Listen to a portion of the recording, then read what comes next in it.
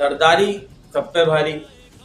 आज जरदारी साहब ने ये साबित कर दिया कि मुल्क चलाने वाले इनके मातहत इनके गुलाम हैं। जो मुल्क चलाने के दावेदार बनते हैं, जो बोलते हैं कि हम मुल्क चला रहे हैं, पूरी दुनिया में यही साबित होता है कि हाँ भाई ये लोग मुल्क चला रहे हैं। दर हकीकत मुल्क आसिफ अली जरदारी चला रहे हैं। आज इस बात का सबूत सबके सामने है।